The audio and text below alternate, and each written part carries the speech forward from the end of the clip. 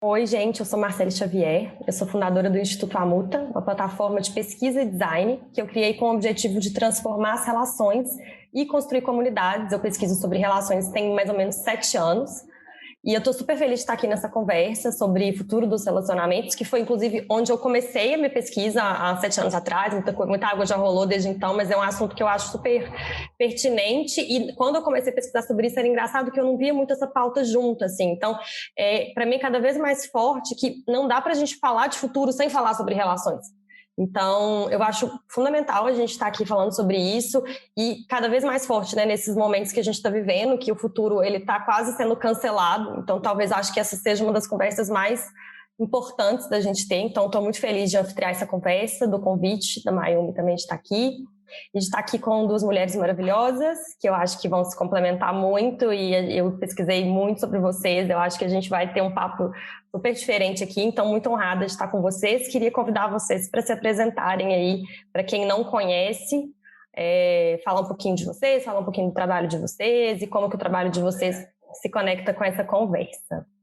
E aí, sei lá, acho que a Ana, se você quiser, pode começar, aí depois a Mari segue aí na ordem alfabética. Tá bom.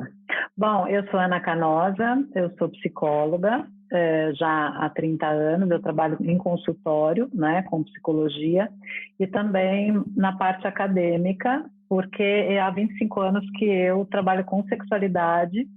Então, eu coordeno 2 pós-graduações na área, sou uma das diretoras da Sociedade Brasileira de Sexualidade Humana, edito uma revista de sexualidade, escrevo sobre sexualidade, tenho um podcast Sexoterapia na Universo UOL. Então, toda a minha carreira, ela acabou convergindo, né, para a área mesmo da sexualidade e das relações afetivas. Acho que quando você fala assim, né, dessa questão das relações, quando eu comecei a fazer meu trabalho em terapia sexual, eu comecei atendendo pessoas individualmente. E aí foi ficando claro, cada vez mais, né, para mim, que se eu não chamasse as parcerias dessas pessoas, ficaria muito difícil trabalhar a sexualidade de maneira integral, né? Então, quando a gente fala de sexualidade, a gente está falando de algo muito mais amplo que só a genitalidade, e essa parte do eu estar no mundo, eu me colocar como desejante, tem muito a ver também com a relação que eu estabeleço com os outros, né, com as outras pessoas. Então, eu acho que a minha contribuição vai um pouco nessa linha. Atualmente, eu atendo muitos casais, né, e aí com diversas queixas, desde questões de disfunções sexuais até questões relacionais. Estou muito feliz de estar aqui, muito obrigada pelo convite. Eu trabalho com pesquisa de comportamento emergente, né, comportamento social emergente, né, traduzindo tendências ou então análise de cenários futuros. Essa nomenclatura ela vai fluindo também conforme o tempo, né? A gente vai tendo um pouco mais de camadas aí de interpretação sobre até o próprio ofício, né? E eu trabalho com isso desde 2006. Meu primeiro trabalho foi ainda dentro da Editora Abril, hosteando aí um projeto de pesquisa da Box 1824. Depois acabei mudando de lado e fui trabalhar no Estúdio Ideias, fui trabalhar na Voltage, que é lá do comecinho, assim, das primeiríssimas empresas de pesquisa de tendências no Brasil, e representei a The Future Lab, que é um laboratório super legal de Londres, na época que eu gerenciava os projetos de tendências da Voltage.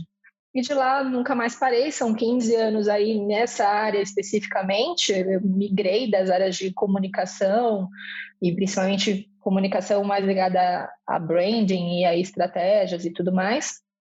E eu tenho uma formação que também tem esse pé aí do comportamento, porque eu fiz comunicação social em publicidade, já tinha essa pegada já de planejamento e tudo mais, mas acabei migrando não, na verdade, absorvendo também a filosofia da imagem, semiótica, e aí fui entrando também em outras também camadas aí com relação aos estudos que me deram um pouco mais de fôlego para conseguir analisar os movimentos, né, e tentar ficar um pouco mais autônoma do que a gente acaba ficando, né, no dia a dia, do que ficar só consumindo os relatórios, né? A gente tem uma avalanche de relatórios, ainda mais agora, que eles são muito abertos, que eles são usados como estratégia de ativação de marca, então a gente recebe muito PDF, a gente recebe muito conteúdo, mas eu acho que vale sempre a gente ter um pouco mais de autonomia investigativa e buscar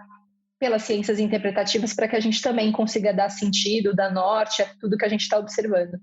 Então, aí são 15 anos, depois que eu passei por grandes instituições como essas, eu abri uma área de inovação e pesquisa qualitativa dentro da Ipsos Brasil, e há 3 anos eu estou full time com o meu projeto autoral, que é o Ateliê do Futuro, que existe, na verdade, desde 2013, quando eu saí da Voltage, né? Na verdade, a Voltage se difundiu,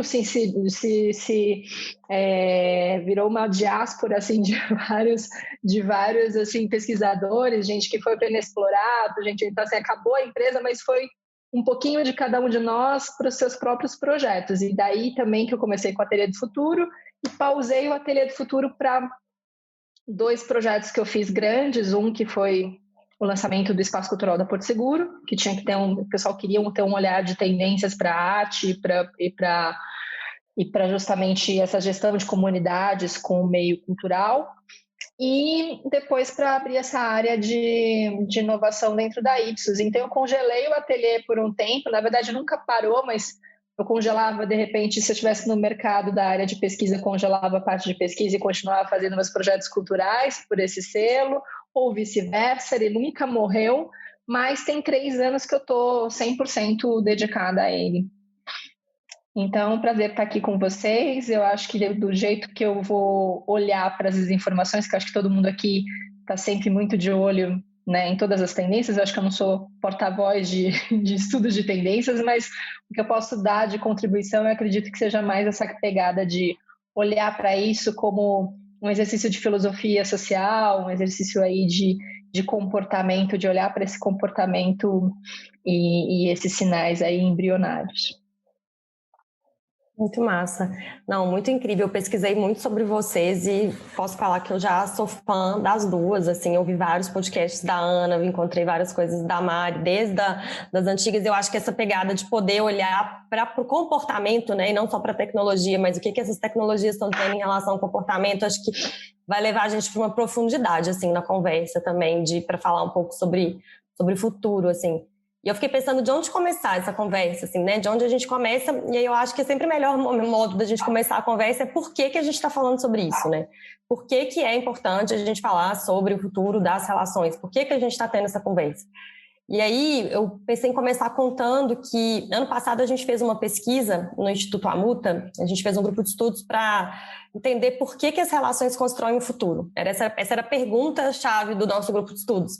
E aí a gente chegou muito nessa coisa emergente até que a Mari falou, né, de que entendendo que todo o sistema complexo é interdependente, ele é emergente, não tem como a gente falar que o futuro está na ordem do dado, ele é fruto das relações de alguma forma, das interações que a gente está tendo, das relações que a gente está tendo. E isso, por um lado, para mim foi extremamente libertador, porque eu estava naquela fase meio apocalíptica do tipo assim, não tem futuro, gente, acabou, Greta, não dá mais.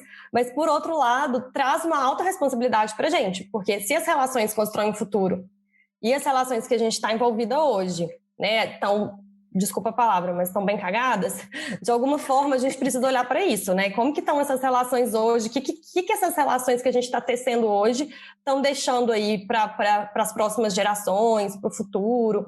E aí eu penso que se a gente está falando de futuro, a gente está falando de evolução, um bom lugar para a gente começar talvez seja olhando para essas tensões aí, que tensões que estão rolando, né? E aí eu acho que tem tensões que são muito difíceis de mexer, né? Tensões que estão muito, muito latentes. Então, quais tensões que vocês percebem que estão acontecendo dentro das relações que hoje abrem possíveis brechas, talvez, para a gente falar um pouco sobre essa transformação das relações? Então, como que vocês percebem, que tensões que vocês estão percebendo, que vocês estão observando, talvez estejam dando pistas aí de coisas novas que podem surgir nas relações? Como que vocês veem isso? Bom, olha, eu vou começar do meu ponto de vista, né, porque é do lugar de onde eu falo, dos atendimentos que eu tenho, dos estudos que eu tenho feito, enfim. tem uma questão, a relação da não monogamia versus a monogamia, para mim, tem sido a tensão do momento nos relacionamentos de compromisso, pensando em relações afetivas sexuais de pessoas que estão vivendo na conjugalidade, né? Às vezes podem ser namorados, noivos, enfim. Então, essa dualidade entre desejar ter um relacionamento afetivo, onde há um reconhecimento do eu a partir do afeto, do bem-querer, do amor, né? Que eu acho que ainda é alguma coisa que as pessoas buscam, versus a liberdade do desejo. Então, essa dicotomia, ou esse dilema, que é um dilema que vem sendo, vamos dizer, desconstruído a partir do amor romântico, quer dizer, ele vem sendo... vou falar de novo, tá? Só para não ficar confuso. Então, esse dilema que vem sendo trazido mais à luz no início do século XXI, final do século XX, início do século XXI, que acompanha a desconstrução do amor romântico, ele é muito presente nas narrativas dos casais em conjugalidade e também eu percebo que ele aparece nos relacionamentos casuais. Então, quando um indivíduo chega para o outro e diz assim, olha, eu sou relações livres, olha, eu não sou monogâmico. Então, assim, já vem de pronto com essa narrativa. Aliás, eu diria que como nós temos hoje muita abertura para falar do tema da sexualidade, do amor, e, né, várias maneiras não monogâmicas que se apresentam com mais clareza nas mídias, nas redes sociais, como os casais, os trisais de poliamor, enfim, né? As pessoas às vezes já criam uma narrativa antes da experiência. Esse talvez seria o maior ponto de tensão que eu observo nos relacionamentos de não conjugalidade, porque quando vem da conjugalidade, vem de uma presença, de uma realidade. Olha, a gente perdeu tesão, ou eu estou com tesão numa outra pessoa que não é você. Que é diferente de uma coisa de eu iniciar um relacionamento e dizer, eu sou não monogâmico. Né? Que muitas vezes isso assusta quem está do outro lado, né? Muitas vezes isso parte de uma ideia, não parte, vamos dizer assim, da experiência. Então, é interessante, são pontos de tensão que eu observo nas questões da vivência do amor e do sexo nas relações. É bem legal isso que você está falando, porque assim também vem muito de encontro com muitos relatórios e também com muitas coisas que a gente tem percebido dos tais relatórios de tendências, né? Eu vejo só da tua fala a gente ter uma questão da tensão daquilo que é normativo e daquilo que não é, né? E isso a gente começar a ter mais emblemas, né? Mais camadas de emblemas junto com o sexo, né? Então, desde que uma discussão sobre pós-pornografia, né? E todas as questões hegemônicas ligadas à indústria do pornô e tudo mais também está dentro dessa mesma tensão entre fugir daquilo que é normativo, fugir daquilo que é heteronormativo, fugir desses padrões necessariamente e não nem necessariamente tendo por fim o sexo em si, mas outras experiências, né, de ser desejado de outras formas, de dominar ou ser dominado dentro dessas relações, se permitir, consentir tudo isso, né? A discussão sobre consentimento está na ordem do dia, né? Então, até mesmo o que é fetiche, né? O que foi tratado como fetiche por todo esse tempo e em que papel eu quero estar, né? De ser um objeto disso ou de protagonizar isso, de ter uma série de narrativas aí que não seriam hegemônicas, protagonizando esse ponto do desejo, né?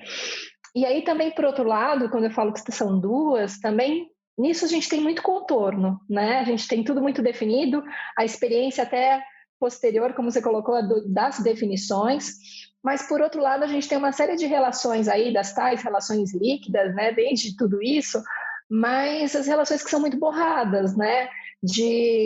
Do flerte virtual ou das relações mesmo em aplicativos, de você não saber onde uma relação começa, onde ela termina, que ela é meu contatinho, ela é meu crush, ela é meu quê, né? Quantos casais não se definem como namorados nunca, ou até relações que acabam mesmo antes delas existirem, né, como existiam antes. Então o ghosting e todo esse burnout aí que está tendo aí com os apps também de relacionamento. Então, definições muito postas no que é emblemático, por um lado, e indefinições absolutas, assim, totalmente diluídas por outro. Então, vejo aí esses dois polos aí brigando muito.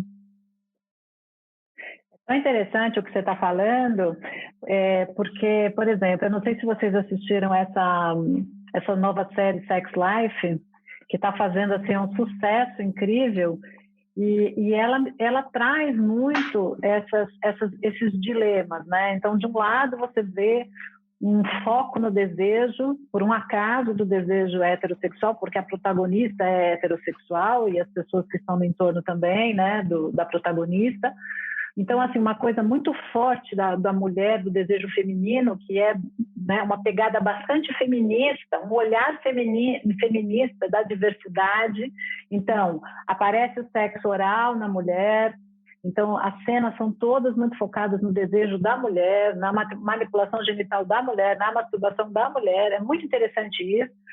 Né? Junto à protagonista tem uma mulher negra muito autônoma, profissional. Depois tem uma outra mulher oriental. Então, tem ali uma tentativa de abranger um pouco a diversidade feminina do ponto de vista do desejo feminino, mas a narrativa do dilema é completamente assim old school, né? Então é aquela mulher que é apaixonada por um cara que é abusivo e o tesão dela está no cara abusivo, né? E aí eles fazem uma dicotomia entre o marido bonzinho, que tem pouco desejo, e o cara abusivo, que tem muito desejo. Então aí você vê um reforço de um pensamento, né, de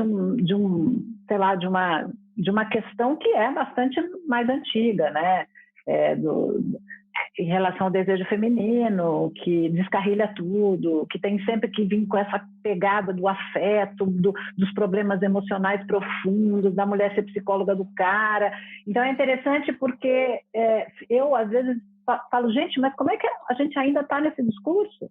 Quer dizer, como é que a gente ainda está atrelando a sexualidade feminina a essa questão, né? Então, eu acho que também nós estamos num momento de transformação, né, desse estar no mundo de maneira mais livre, vamos dizer assim, e que contornos que a gente dá e como é que a gente nomeia isso, né?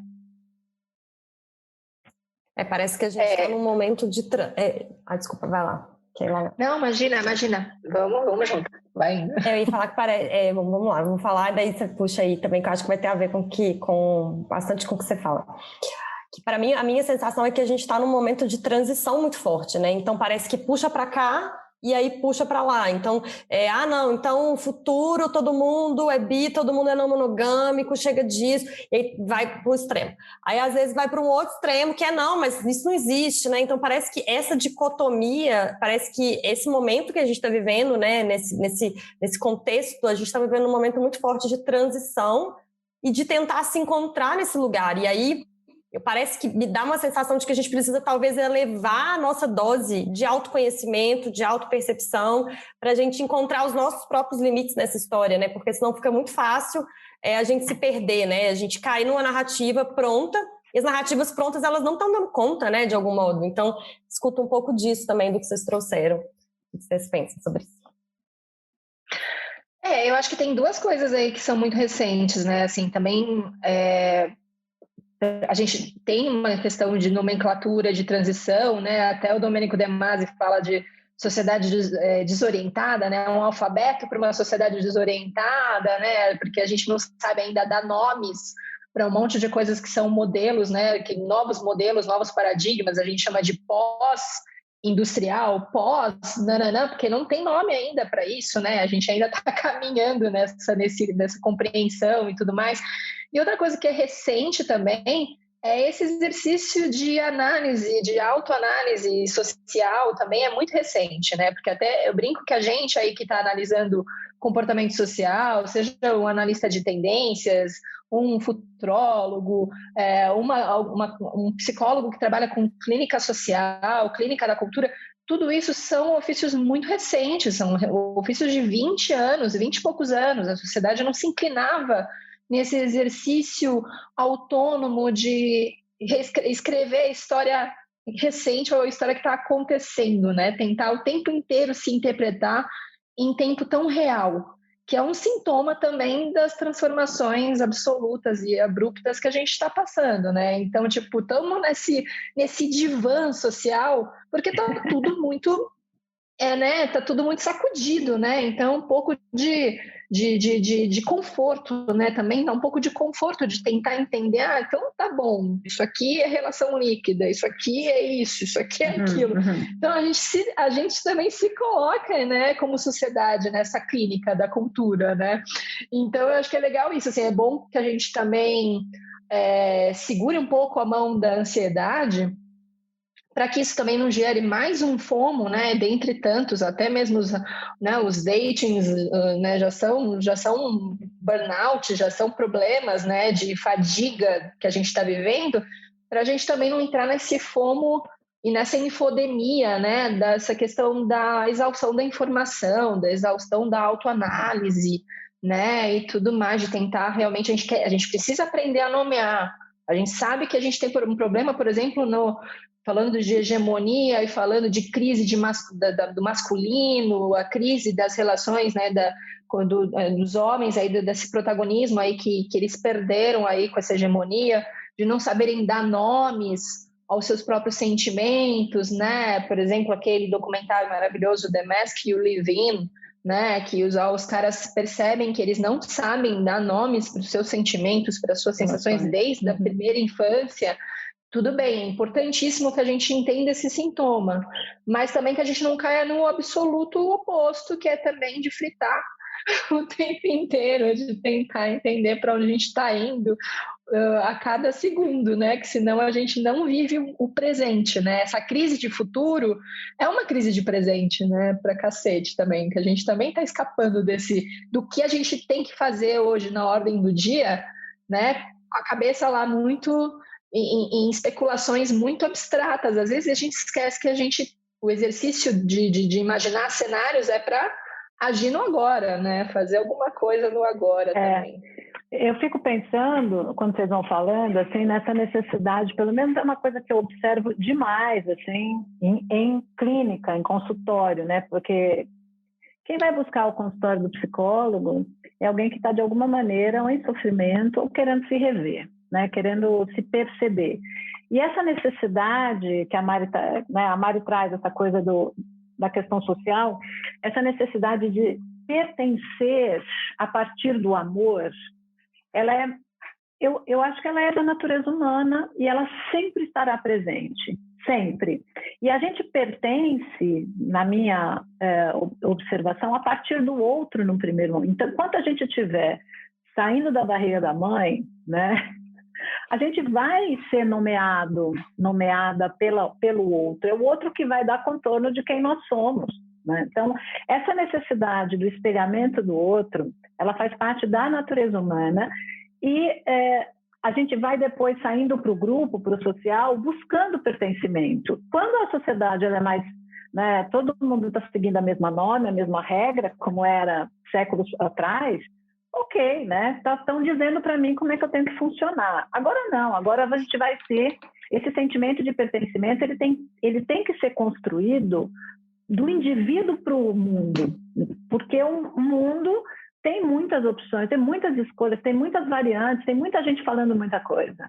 Então, e eu sinto que essa narrativa das coisas que eu quero experimentar, de como eu desejo experimentar as relações, ela vai partir do eu para o mundo e não do mundo para o eu, né? O mundo tem várias opções, tem várias possibilidades, então tem o poliamor, tem isso, tem aquilo, tem aquilo. Mas como é que o eu sai para essa experiência? Então, é interessante que quando eu penso no amor, por exemplo, né, de que maneira eu vou viver a relação afetiva, de um lado, a gente passou a desconstruir muito o amor romântico como um formato que vem com um combo, né? Quer dizer, não é só para todo sempre amém, só você, o único amor, a metade da laranja, mas vem o combo, né, do ideal romântico de mulheres no espaço privado, homens no espaço público, aquilo que a gente já viu. E a gente desconstruiu demais isso, ainda bem, né? Para entender que o amor pode ser vivido de várias formas e que as mulheres têm autonomia e outros amores e a diversidade sexual e tudo bem. Por outro lado, parece que o amor ficou uma coisa assim, para eu amar alguém no sentido afetivo, ele precisa ter tantas características, ele precisa ter tantas escolhas para eu abandonar um pouco a minha liberdade, né, que fica quase impossível vivenciar o amor no plano afetivo, muitas vezes, né? Quer dizer, o que eu quero, o que eu espero desse amor, né? O que é uma escolha afetiva? Então, essa narrativa, eu acho que ela tem sido dolorosa para muitas pessoas, né? Principalmente as pessoas que se veem com necessidade de conexão afetiva, e aí elas olham para o entorno e falam, gente, ferrou, só eu que quero ter conexão afetiva, né? Então, essa linguagem também dos aplicativos e tudo. Então, é uma narrativa bonita, mas ela precisa de uma jornada interior, ela precisa estar de acordo com o que você vive, o que você pensa, né? E as pessoas, às vezes, patinam um pouco, mas acho que isso faz parte, como a Mariana está falando, acho que isso faz parte da jornada de várias possibilidades que a gente tem e de como eu quero vivenciá-las. Eu fico com uma sensação de que a gente está até olhando politicamente, né, olhando socialmente, assim, acho que a Mari deve ter muito essa visão, né, do social. A gente está desconstruindo um pouco algumas narrativas de individualismo radical, de neoliberalismo, de meritocracia. Então, também vem aquele lugar de tipo, eu preciso ser sozinho, eu dou conta de tudo, né, você com você mesmo, e a gente está começando a ver que essa narrativa é um pouco falha. Então, ao mesmo tempo, as pessoas começando a perceber, peraí, eu preciso de outras pessoas, eu preciso de conexão, faz parte da minha natureza me conectar, mas acho que isso está começando ainda, acho que a gente ainda vem de uma narrativa muito do tipo, não dependa de ninguém, né? Eu cresci com essa narrativa, não vai depender de homem nenhum, e tipo, tem uma coisa muito poderosa nessa coisa, mas eu dependo de todo mundo, porque eu faz parte da natureza humana ser dependente de algum modo, né? Então, essa busca de independência radical, eu acho que a gente está começando a sair um pouco dela, e ao mesmo tempo também eu fico vendo que essa necessidade de que para eu pertencer, eu pesquiso muito sobre essa palavrinha, pertencimento. Então, para mim, pertencimento é uma coisa muito forte, assim, e para pertencer, às vezes a gente acha que a gente precisa ser igual, aí a gente vira um culto, né? Aí a gente começa a querer que o outro seja igual, e aí, para mim, uma das definições de amor que eu mais gosto, assim, é a definição do Maturana, de que amar é ver o outro como um legítimo outro em sua convivência. E, para mim, a gente vem de um lugar que, né, a narrativa ocidental, ela vem de uma universalização muito forte, assim, né, de que todo mundo tem que ser de alguma forma igual, e aí tem o jeito certo e o jeito errado de fazer as coisas, e aí, né, se for parar para pensar, a narrativa ocidental sempre foi de destruir o que é diferente. Então, de alguma forma, quando a gente entra em contato com o que é diferente no outro, a gente, de alguma forma, quer destruir isso. E aí, a forma que a gente busca, quando a gente busca pertencimento, às vezes, a gente busca pertencimento querendo aniquilar o outro, né? Consumir o outro. Então, enfim, acho que essa narrativa também, ela sai do casal e ela entra para um contexto social mais amplo também, assim. Mari, você também traz um pouco dessa perspectiva do social, como que você vê, assim, essas mudanças da sociedade impactando ali nas relações?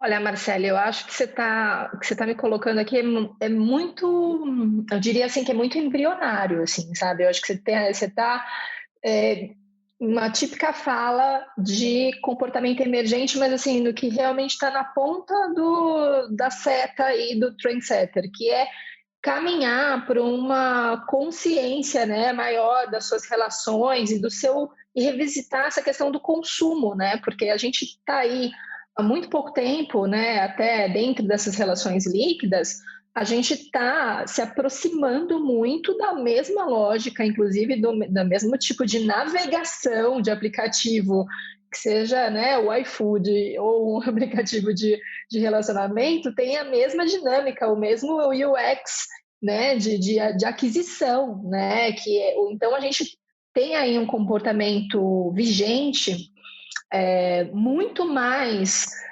ligada à lógica da obsolescência, à lógica do consumismo, à lógica do quanto mais contatinho melhor e tudo mais. E a gente está vendo já uma negação embrionária que vai desde o dating burnout, já que eu tinha falado antes, ou mesmo de revisitar suas relações que são de obsolescência, né, sistêmicas, né, no sistema econômico que a gente vive, mas trazendo isso para suas relações, trazendo isso para o campo, seja das amizades ou mesmo do amor, e querer uma coisa mais slow life, né, e tá assim com presença, de querer furar suas bolhas, ou se de repente eu estou no aplicativo pela oportunidade de conhecer pessoas diferentes de mim.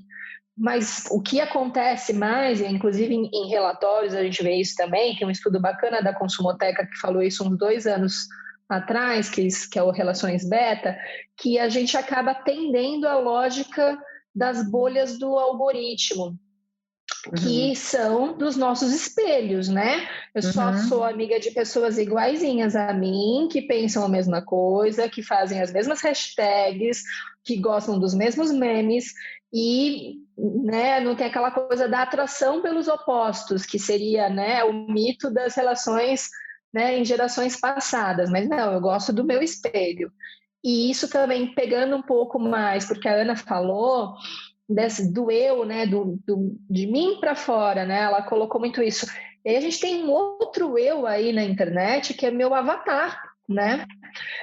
Quem sou eu na internet? Que é a minha melhor versão, é a minha melhor edição, né? Pode não ser um eu mentiroso, né? Eu não preciso mentir sobre mim, eu posso inclusive lançar verdades assim reveladoras, mas são também as minhas melhores verdades, né? São os meus melhores podres, os meus melhores piores ângulos, entendeu?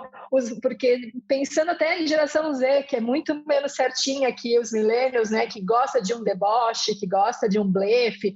Você vê um feed que não é mais o feed de Instagram millennial, organizado, aquele rosa, aquele Pantone cor-de-rosa, né? Não é aquela coisa zen, mas é uma coisa assim debochada, num mau ângulo, numa ironia fina, mas que é dificílimo você fazer um feed daquele, não é para qualquer um, é foda, entendeu?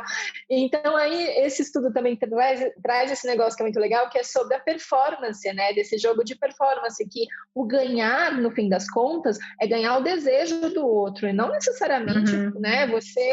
Você consumar coisas, né? Você de fato namorar, ou você de fato ficar, porque às vezes cansa muito ficar nessa lógica, né? Até chegar no date, até você realmente encontrar isso antes de pandemia, né? Dá um trabalho do cão, entendeu? Então, tem esse outro eu aí, que é esse teu avatar, que é um avatar que performa bem no teu LinkedIn, no teu Tinder, né? Tipo, que ele tem que performar, né? Então é um jogo muito doido, assim, né? Desses contornos todos. Mas eu vejo hoje uma coisa mais emergente, como você falou no começo, de questionar esse consumismo desenfreado, inclusive das relações. Isso seria o que eu acho que mais ponta de lança. É interessante, eu vou jogar uma questão para vocês, assim, porque do que vocês estão trazendo, né, do que a Mari está falando aí dos estudos dela e tal, das percepções, porque quando a gente vai analisar satisfação no relacionamento, então e as pesquisas, claro, quando vão analisar satisfação em relacionamento, elas vão fazer com um perfil de pessoas que está em conjugalidade. Então, essa pessoa já está ali num relacionamento. E um dos fatores que mais aparece nas pesquisas como relevante para a satisfação é o compromisso do outro com o eu e com a relação, né? Então, às vezes eu fico, por exemplo, quando eu olho essa questão do compromisso, que também vejo uma dicotomia, queria ver como é que vocês veem. De um lado, as pessoas lutando um pouco contra o comprometimento, né? Não preciso me comprometer com tudo, que por um lado é muito legal, não preciso me comprometer com tudo, né? Por outro lado, um compromisso extremo também com a sua rede de seguidores, por exemplo. Nossa, às vezes eu fico vendo esse negócio de cancelamento, eu falo, gente, mas qual o problema? Desliga a porra do negócio aí, cara, e acabou. Sabe, a sua vida é mais do que isso. Se 300 pessoas deixaram de te seguir, tudo bem, eu sei que tem pessoas que ganham a partir do quanto tempo, mas também, gente, né? Não é todo mundo, e é um drama mexicano, porque não sei o quê, porque perdeu não sei quantos. Então, tem uma questão do compromisso também que perpassa a comunidade. Queria que vocês, sabe, ou mesmo na questão dos aplicativos, né? A Mari já tinha trazido isso também, que às vezes fica assim, cara, quando é que alguém vai se comprometer comigo? E vai se comprometer não é namorar comigo, mas é não me dar gosto, entendeu? Quando é que alguém vai falar a verdade? Ou que vai explicar, de fato, que está interessado em mim para isso ou para aquilo? Então, há também, né, um dilema interessante no compromisso. Queria jogar para vocês essa questão. O que vocês percebem? Essa coisa do comprometimento, do compromisso e tal, quando a gente fala de comunidade, eu trabalho muito com formação de comunidade, a gente fala que é muito importante as pessoas não saírem da sala sem se comprometer com alguma coisa. Tem que ser com alguma coisa, e pode ser com uma coisa pequena, mas você precisa se comprometer com alguma coisa, e aí você fala, eu vou tentar não, o que você vai fazer? Então, a gente de alguma forma tem que empurrar esse comprometimento, porque realmente parece que é muito difícil você se comprometer com o outro. E talvez isso venha um pouco... aí a Mari vai saber para falar melhor até dessa visão geracional, mas eu acho que vem de um pouco de que o compromisso ele tinha um peso muito maior. Acho que a gente está indo para um lugar de que talvez eu possa me comprometer com algo que vai durar... Eu vi outro dia, estava pesquisando aqui nesses dias para o nosso papo, um negócio que eu achei incrível, que chama short marriage, uma coisa assim, não sei se vocês já viram, mas que é um termo que você assina de compromisso, que você vai, tipo assim, vou ficar casada 3 anos, 5 anos, e daqui a 5 anos a gente vai rever esse compromisso. Mas eu estou me comprometendo a ficar 5 anos com essa pessoa. Assim, não que não possa terminar, tá, gente? Mas eu acho que o que ela quer dizer com a autora desse negócio, o que ela quer dizer é, a gente não precisa fazer um comprometimento de casamento que até que a morte nos separe. E que ela fala que isso alimenta ainda a relação, porque de alguma forma o casal, ele cria acordos e ele sabe que esses acordos são provisórios, né? Então, acho que, sei lá, eu fico pensando que talvez a gente tenha uma visão de comprometimento, que ela é uma visão meio pesada e a gente foge um pouco dela. E, para mim, o caminho que eu tenho tentado encontrar né, nessas brechas de trabalho que eu faço com relações, com comunidades, é tentar ajudar as pessoas a verem esses acordos como provisórios, assim. Então, a gente fala do jogo infinito, né? A relação, de alguma forma, ela é um jogo infinito que eu não quero parar de jogar, de alguma forma. E aí, de alguma forma, eu vou refazendo esses acordos. Até que esse jogo não faz mais sentido, tá tudo bem também. Mas eu acho que isso é igual a Mari falou, ainda é muito lá na frente, assim, é muito a gente tentando, assim, fazer isso. Então, eu vejo um pouco dessa forma. Como que você vê, Mari? Cara, eu acho isso que você falou desses compromissos mais curtos e tal, eu acho que vale a gente trazer a polêmica de 2 semanas atrás, né? Dos millennials versus a geração Z, né? Com o tal do cringe e tudo mais, que é, enfim, uma brincadeira que já estava rolando fora do Brasil há mais tempo, no começo do ano, mas estourou no Twitter, né? Para cá, 2 semanas mais ou menos.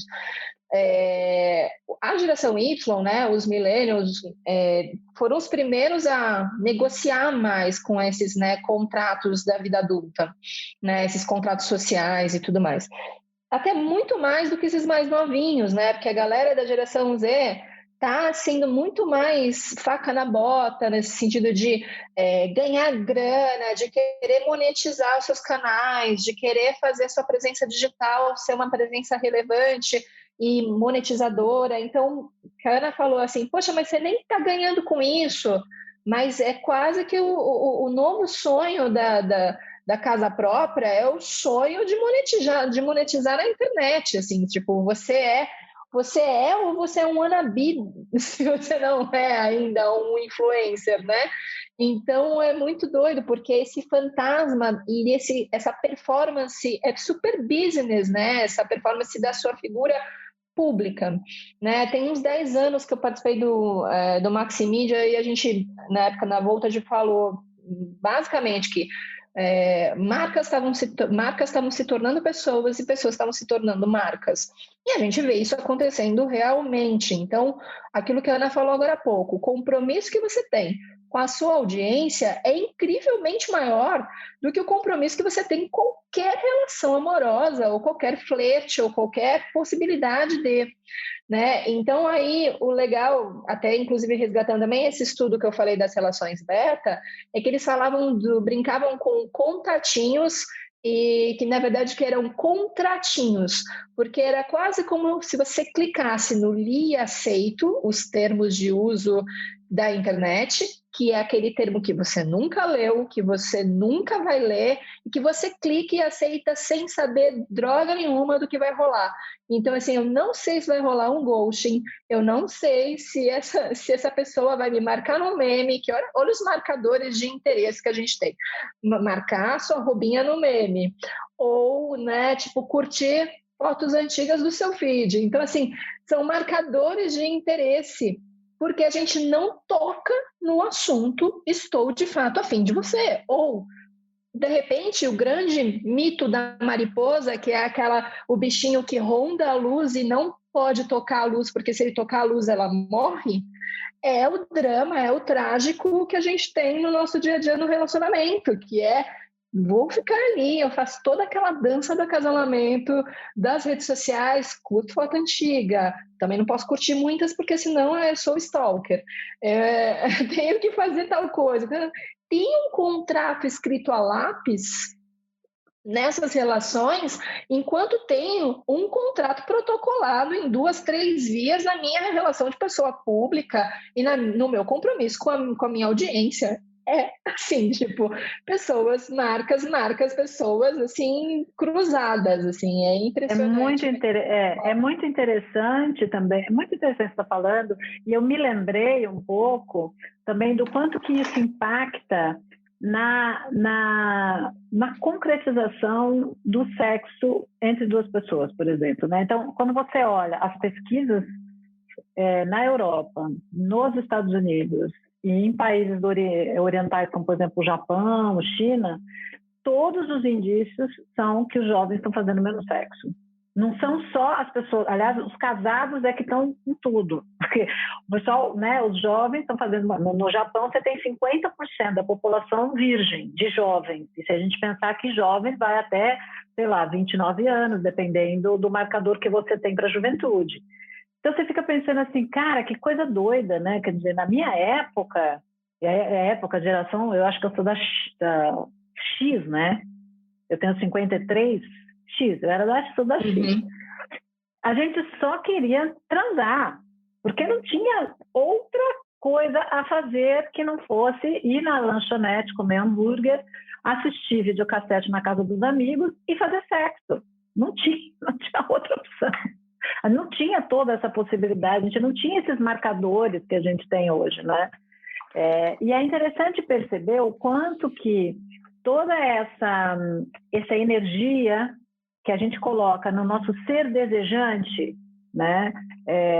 A partir desse comprometimento com a minha rede social, com o que eu vou produzir de conteúdo, né? Ou com o quanto de tempo que eu tenho para ficar nos aplicativos, mediando várias possibilidades, o quanto que isso também não impacta no comportamento real do indivíduo na questão sexual. No Brasil, a gente não tem pesquisa ainda para fazer esse comparativo, né? Mas em outros países isso já está bastante bem documentado. Não, e falando, e aí já vou puxar um gancho aqui, falando em transar menos, uma pergunta sobre a pandemia. Porque uma das coisas, né, que a pandemia, eu não sei como que vocês viram, eu já vi algumas pesquisas sobre isso, e conversei muito sobre isso com várias pessoas, e realmente parece que, por exemplo, uma das coisas que a pandemia está causando é uma redução no desejo sexual das pessoas. Por quê? Também queria ouvir de vocês. E assim, o que mais que vocês acham que a pandemia pode trazer? Porque assim, quando eu penso na pandemia, como eu falei, às vezes eu tenho uma visão meio apocalíptica. Eu não sei se vai acabar, quando vai acabar, como vai acabar. Então assim, o que essa pandemia vai deixar aí pra gente em relação às relações? Essa é a pergunta que todo mundo faz. E eu queria ouvir de vocês um pouquinho como que vocês veem que a pandemia pode impactar, né, nesse futuro das relações, que já é presente também, de alguma forma, né? Bem, vou começar essa, então. É muito doido, porque essa questão do desejo, né? É legal lembrar também, já tem uma linha do tempo da pandemia, né? Já 1 ano e meio, né? Que no comecinho do nosso isolamento social e tudo mais, lá para abril, maio do ano passado, a Organização Mundial de Saúde decretou estado de infodemia, né? Que a gente já tinha chegado nos limites assim do que seria saudável no consumo de informações, isso em geral, né? Então, assim, e fake news e todas as questões, né, de preocupação e até de especulação ainda com o começo do coronavírus. Então, assim, a gente estava trocando muitos dados, trocando muita informação e isso estava intoxicando, né, literalmente em índices maiores de ansiedade como nunca vistos e tudo mais. Então, é uma forma de tornar isso patológico, de a gente olhar com isso com a lente do patológico, né, de que a sociedade estava vivendo uma infodemia.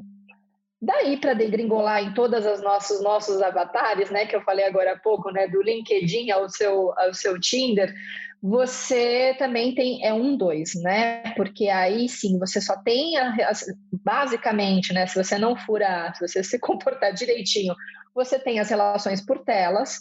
E aí você tem a fadiga das telas, que isso também é uma coisa geral, um problema ainda da gente não estar educado ainda no que é comunicação síncrona, do que não é comunicação síncrona na esfera do trabalho, o trabalho invadindo, né, muitos outros tempos de fruição que a gente poderia ter no nosso dia a dia, enfim, né, tudo isso. E além de tudo, imagina-se, né, tipo, que se a gente já estava percebendo todo esse jogo de performance também nas suas relações mais íntimas, como é que fica tudo isso, né? Como é que ficam todas essas fadigas, toda essa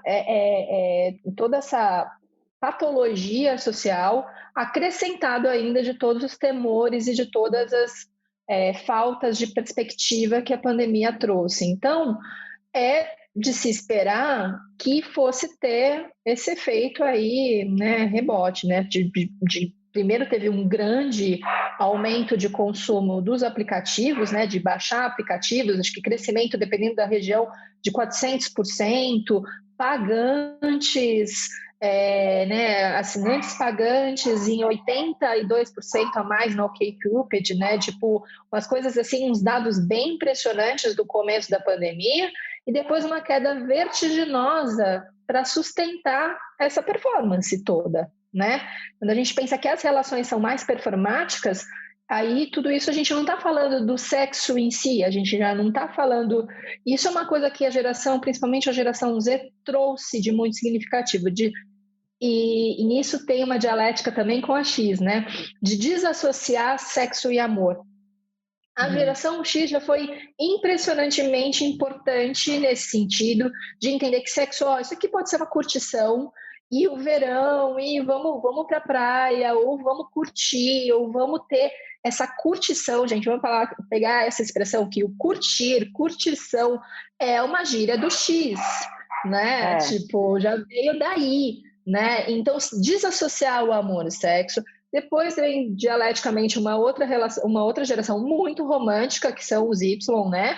E que também já trouxe outros contornos para isso, também na questão de, olha, eu quero negociar com os meus marcadores de vida adulta, então eu quero contratos mais curtos, né? Isso que você acabou de contar, né? De ter vamos ter um casamento mais curto. Eu entendo que eu não vou ficar em um emprego para a vida toda, que eu fico mais ou menos 2, 3 anos. Então, as minhas relações também são essas, também elas têm bolhas, né, de tempo, ela está fadada a terminar, mas isso não é um problema. Então, o legal da geração Y é que a gente também tirou o tabu do fim das coisas, né? As coisas podem acabar e tudo bem, né? Ou podem também coexistir e fazer de demarcar menos esses territórios do que é contratual, do que é hegemônico. Então é legal porque a gente tem aí avanços muito legais em camada de geração, né? Então eu acho que é muito bacana a gente olhar que o sexo, e aí nesse sentido a geração Z de novo retomando a X, o sexo e o amor estão muito desassociados. Então eu posso ter todo o desejo de ser desejada e performar nas minhas redes, seja com a minha audiência, ou seja com os meus crushes, os meus contatinhos, e tudo bem, isso é só desejo. Eu posso transar e não ter nada demais nisso, ou então participar de uma festa, de uma suruba virtual com 700 pessoas, que nem já aconteceu na pandemia, e essa suruba virtual tem um monte de gente de pijama comendo pipoca, não estava fazendo porra nenhuma de suruba, só estava realmente lá porque queria estar, entendeu? Então, você pode estar lá e tudo bem, e você pode ver alguém transando, e pode ter essa coisa também dentro do pós-pornografia, da pornografia da pessoa física, né? Também, do tipo, de você ver o vídeo amador, né? E tudo bem. Então, assim, tirar esses tabus, né? Do que seria, ou do que é o sexo e do que é o desejo, e que são coisas diferentes. Então, eu posso fazer muito pouco sexo com o meu namorado, posso querer fazer sexo com um cara que não tem nada a ver, posso ser apaixonada por um outro também. Então, isso é muito, muito interessante, de que a geração Z trouxe essas outras possibilidades para a mesa, né? E de tirar a hegemonia do contrato patriarcal, do contrato da posse, de questionar aquilo que você começou o papo falando, né, Ana? É muito interessante o que você está dizendo, acho que é por aí mesmo, e eu tenho a impressão que tem aí alguns alarmes, né? Então, assim, cuidado para beijar alguém agora, porque vai pegar a coronavírus. Então, tem a questão do vírus interferindo um pouco, né? Gerando um pouco de receio de como é que eu faço agora, se eu preciso de um teste de PCR para poder beijar alguém. Enfim, acho que vai ter tem um início aí meio cauteloso, mas depois eu tenho a impressão que isso não vai ser a grande questão. Eu olho como a ideia de das pessoas terem experimentado, bastante interessante, olhar para a sua narrativa do desejo. Porque tem gente, por exemplo, que precisa do público para o desejo rodar.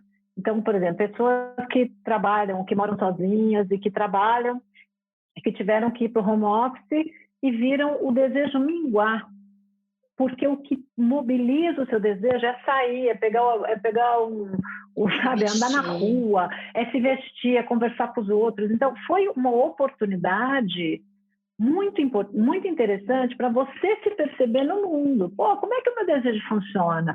Funciona só no virtual? O virtual é legal. Mas o que me falta? Qual é o cenário que me mobiliza? Então, nesse sentido, tanto para os casais quanto para as pessoas que não estão em casal, eu acho que nunca a gente teve tanta oportunidade de olhar para dentro, para se perceber na relação com o outro, porque essa relação faltou de uma determinada maneira, faltou a possibilidade de. Então, quando falta a possibilidade de, que eu olho para a falta também, é a falta que mobiliza o desejo. Então, quem olhou para como se colocou, como esteve diante da falta, sai ganhando dessa. Sai falando, olha, cara, para mim isso faz sentido, isso eu preciso fazer isso. Quantas e quantas pessoas já não estão tomando decisões do tipo assim, cara, não vou ficar nessa empresa, porque essa empresa não tem mais escritório, para mim precisa ter o cafezinho. Então, porque isso me mobiliza como energia. Então, eu acho que foi uma oportunidade incrível para todo mundo olhar para a sua falta e mobilizar o desejo a partir dela. Eu fico pensando justamente nisso, só pegando um gancho aqui, gente, que a Ana falou, é isso, assim, a tua libido tá em outras, né, tá na tua função para trabalhar, tá de sair de casa, de levantar da cama, de fazer tantas coisas, né, porque que aí você vê que um sintoma barra no outro, e é um jogo de dominós, né, assim, tipo, nossa, mas minha relação com meu namorado tá super bem, ou com meu marido tá super bem, era pra gente estar transando mais, e puta, por que eu não tô? Entendeu? Mas, pô, é isso também, né? O que você é? Quem é você, né? Que engrenagem é essa? E aí, nas especulações que aí faltou dizer sobre isso, né? Do que seria um pós, né? Do que a gente pode esperar para um pós-pandemia, esse jogo especulativo até é um dos sintomas também de se pensar esse cancelamento do futuro, né? De pensar um pouco menos projetivamente para esse exercício de futurologia, mas aí pensando aí, vamos pensar em cenários e possibilidades distintas de cenários, estão falando muito assim de quase que o resgate do verão do amor do fim dos anos 60, assim, né, daquela coisa California Dreaming mesmo, né, assim, aquela coisa hippie e de ter esses encontros muito coletivos e muita gente junta e tudo mais. Legal, eu acho que assim, pode fazer muito sentido, acho que é uma boa aposta, mas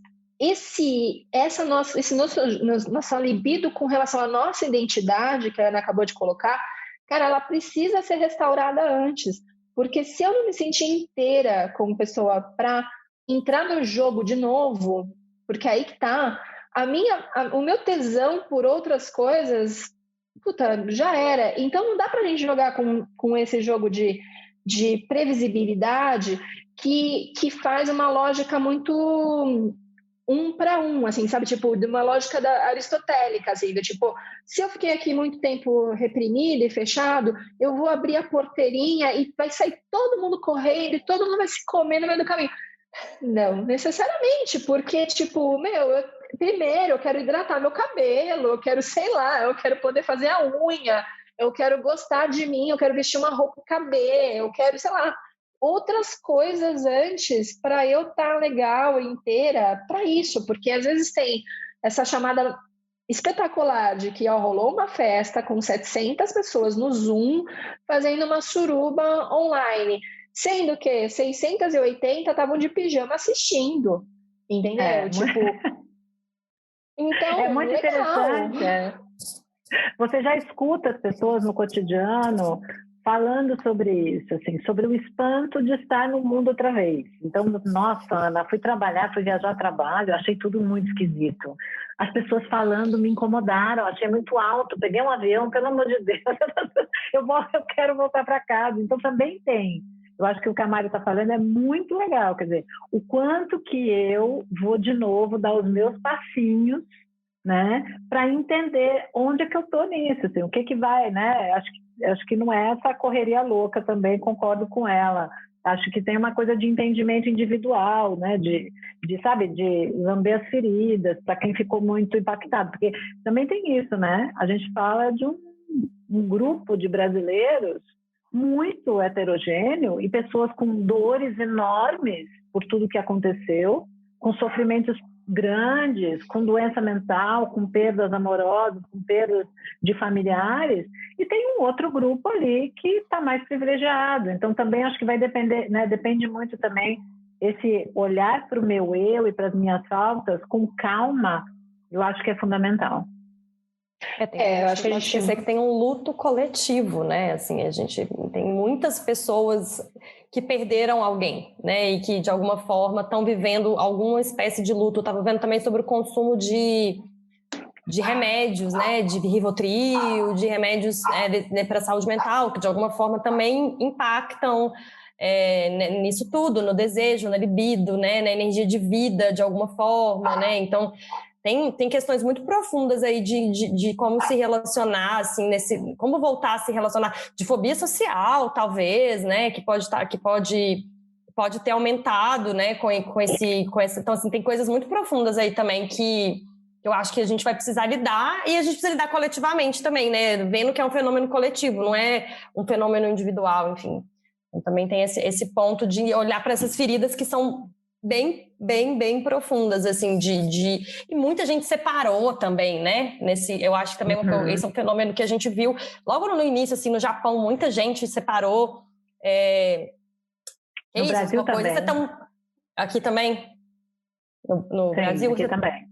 Pois é, então, eu vi, mas não tem um dado, assim, o meu palpite, assim, aqui, eu por exemplo, eu acabei de mudar de casa, eu passei grande parte da pandemia com meu namorado num apartamento de 45 metros quadrados fazendo com do lado do outro. Assim, se você não consegue aprender a dialogar, né, colocar seus limites, a fazer pedidos, a criar formas de respirar, a relação acaba, assim, né? Então também tem todo esse contexto, enfim, que eu acho que é importante olhar. Eu acho que tem algumas observações aqui, assim, algumas observações, assim, quase como assim, disclaimers, né? A gente poderia ter aqui um papo só pegando a trilha da negação, né? E eu não vou nem chamar de negacionismo, porque negacionismo vai trazer uma carga de politização que não acho que convém a gente, não questão de convir, mas assim, de questão de... Essa negação pode estar em qualquer uma das esferas políticas, tá? Não necessariamente, né, estar a favor de ou contra. Mas, assim, a gente podia ir pela lógica da negação, e aí na lógica da negação a gente tem... Tá tendo uma sinfonia de cachorro aqui, gente, desculpa. A gente podia, pela lógica da negação, ativar e reforçar ainda mais as tintas de tudo isso. E aí a gente também, né, é complicado a gente ter dados sobre isso, mas é sabido que, né, muita gente tá saindo pra caramba, muita gente tá furando pra transar, né, e tem matérias e tudo mais, tá furando mesmo pra ter encontro, pra fazer suruba, e assim, tipo, é como se fosse assim, cara, a recomendação é X, eu vou prazer porque eu não aceito X, e ponto. Então, a gente poderia estar falando sobre isso, dá muito pano para manga.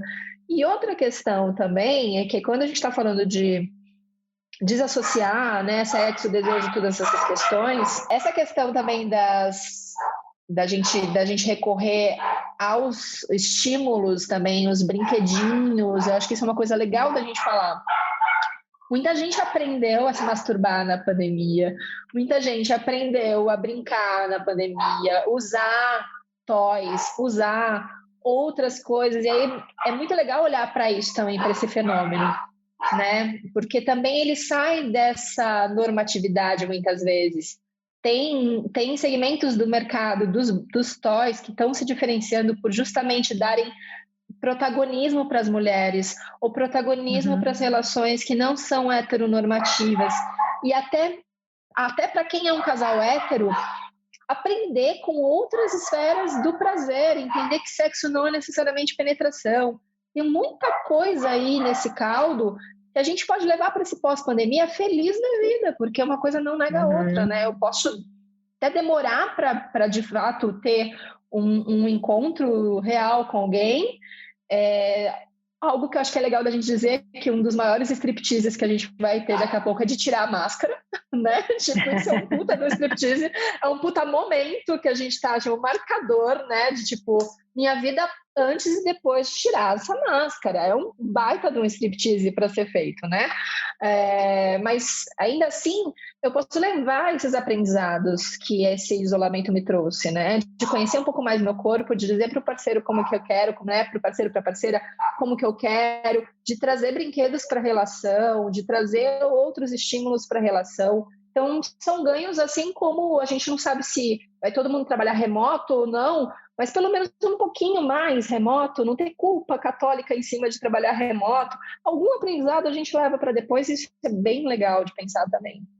Bom, eu queria puxar aqui, já indo para o final assim, do nosso papo, um pouco sobre futuros desejáveis também, né? Que a gente está falando aqui de futuro, e quando a gente fala de futuro, tem futuros possíveis, tem futuros prováveis, tem futuros desejáveis. Então, acho que imaginar o que a gente quer, a possibilidade, o que a gente está dizendo sim, né? O que a gente deseja, o que a gente espera, que possibilidade, né, que a gente quer criar para a gente enxergar um futuro melhor, assim, para as relações. Assim, eu tenho... dentro do Amuta, a gente tem feito muito esse experimento em comunidade, assim, né, do que a gente quer criar nas relações a partir, né, nesse microespaço que a gente tem, assim. E a gente tem criado, por exemplo, a gente fala muito sobre o diálogo, né? Então, sobre a necessidade, assim, então já vou falando um pouquinho do meu, aí já puxo vocês. Falando um pouco, assim, das coisas que eu gostaria que a gente tivesse no futuro das relações, é mais diálogo, assim, como número 1, assim, eu acho que aprender a comunicar, a dizer o que a gente quer, a gente, até quando essa coisa tem um lugar, né, dali do imaginário, no desejo, mas tem um lugar de dizer o que eu quero, de não ficar esperando que o outro adivinhe, de poder comunicar, de poder ser honesto. Então, é muito difícil fazer isso, mas a gente tem tentado experimentar muito, eu tento experimentar na minha relação isso bastante, eu aprendo muito com isso, assim, com a possibilidade de me colocar. Essa coisa de fazer acordos também, assim, é uma coisa que eu tenho tentado viver e tenho tentado também, gostaria que tivesse isso, né, de contratos renováveis e de eu poder fazer acordo, da gente poder testar. Assim, uma coisa que eu vejo muito, que eu tento fazer muito nas relações isso. Em vez de quando alguma coisa dá errado, em vez de virar e falar, você é uma pessoa errada, falar, olha, esse acordo não está funcionando, vamos criar um outro, né? Então, é um futuro, assim, que eu gostaria que a gente tivesse mais. Também eu acho que tem uma coisa muito forte para mim, assim, que é essa coisa a gente já falou muito de desejo hoje, né? E, não sei, eu acho que um futuro das relações, para mim, é um futuro que a gente possa sentir mais, assim. Acho que a gente ficou muito... Até quando a gente pensa no Zoom, assim, a gente tá só cabeça, né? A gente tá muito só cabeça. Então, eu sou muito cabeção. Então, assim, a gente poder conseguir se conectar com o sentir, com o erotismo, assim. Então, eu gostaria que o futuro das relações passasse por isso. E aí, só uma coisa que me veio aqui que eu acho que não dá para deixar de falar é que eu gostaria também que o futuro fosse o amor como um ato político também, né? Eu luto por isso, eu quero acreditar que é possível a gente olhar para as relações de uma forma em que a gente também, sei lá, meio que deshierarquizar um pouco as relações, né? Porque hoje é assim, tem a minha família e tem o resto, sabe? Então, assim, de alguma forma, acho que até a própria lógica da relação monogâmica vem de uma lógica de hierarquização da relação, que independente de você estar numa relação monogâmica ou não, eu acho que dá pra gente colocar energia em várias relações e alimentar várias relações. Sim, são coisas que eu gostaria que tivessem nesse futuro. E vocês? O que vocês puderem sonhar? Eu fico pensando, eu acho que vou na sua linha mesmo, e fico pensando também na questão da corporeidade, né? Então, essa coisa da expressão artística do corpo é uma coisa que eu gostaria que as pessoas voltassem a experimentar, a arte, o balé, a dança, sabe? Essa experiência de eu colocar o meu corpo no público outra vez. Isso eu acho extremamente importante para os relacionamentos, né? Para a gente ter um pouco de esperança também, sabe? Dessa coisa da expressão do corpo no público. Acho isso super importante. O consentimento, que eu acho que é a palavra da vez. A comunicação que não seja sempre na dualidade, está todo mundo ninguém aguenta mais polarização, e eu acho que isso também é um sintoma, né? O quanto que a gente vai poder conversar de uma maneira, trazendo a possibilidade de eu ser espontâneo, mas com uma escuta diferente, uma escuta mais aberta, né? Mais curioso. Eu diria que a palavra, para mim, para o futuro dos relacionamentos, é curiosidade. O quanto eu consigo ser curioso sobre o outro, sobre a outra pessoa. Eu acho que isso que move o relacionamento, independente de que tipo de relacionamento é. Se é com os pares, se é com os amigos, se é com os crushes, se é com namorado, mulher, esposa, não importa. O quanto eu consigo ser curioso sobre o outro. Quando você me coloca uma coisa, o quanto eu consigo... nossa, você pensa assim? Me conta mais.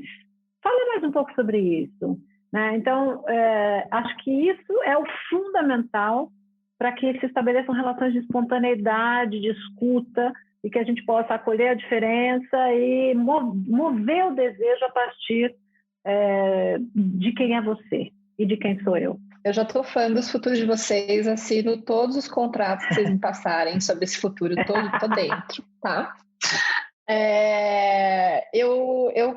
Assim, meu desejo, na verdade, é não só sobre o futuro das relações, mas sobre o nosso olhar sobre o futuro. Da gente sair da cadeia, desse olhar muito capitalista sobre o futuro, muito obsolescente sobre o futuro, muito sobre qual é a nova cor da estação, qual é o novo hype. É cringe agora? Puxa, não posso mais usar calça skinny. Isso tudo é muito besta, assim, tipo, e aí faz com que a gente se agarre às noções de performance, faz com que a gente se agarre às noções de quem é esse meu eu, quem é esse avatar, que é tão mais poderoso do que eu mesmo, né? E assim, tipo, né? Gosto mais do meu avatar às vezes do que de mim, né? Acho que uma boa cantada é tipo, nossa, eu gosto de você na vida real mais do que eu gosto do seu Instagram. Tipo, eu acho que é essa coisa de você sair desses contratos de alta performance, porque você perde o medo de fazer papel de trouxa, que é o grande medo, né, das nossas gerações, de tipo, nossa, sofri um ghosting, ou enfim, cair num orbiting e tudo mais, tipo, né, sair desse medo dessa performance ruim, né, e a gente poder entrar muito mais inteiro e entender se, ó, eu quero só transar e acabou, e tudo bem, tá super tranquilo, tá super dito e tá fluido, né? Poder, de repente, você entender o amor, que foi uma coisa, né, enfim, fundamental que você colocou, Marcele, como uma inteligência coletiva, né? Eu acho que é legal pegar a Bell Hooks para ler, né, os tratados dela sobre o amor, que são maravilhosos, tipo, de entender isso como emblema de vida, como filosofia de vida, como, inclusive, a neurociência já está mostrando que é uma plasticidade do cérebro. Então, assim, tipo, se eu ficar muito ligado na performance, eu vou desmerecer o amor.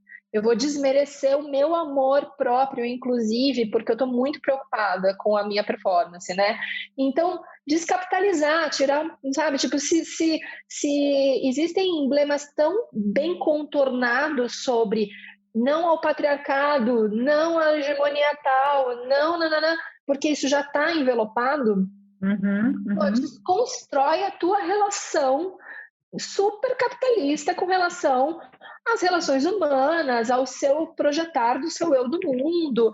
Desamarra disso, pelo amor de Deus, entendeu? Então, assim, eu desejo um futuro, uma noção de futuro menos obsolescente em todas as esferas e menos a ver com essa cadeia da difusão da inovação, que na real é uma baita de uma cadeia da difusão da exploração, da difusão do hype, da difusão de um monte de coisas que são extremamente consumistas, extremamente cultura industrial, enfim, que deveriam já estar demodé há muito tempo.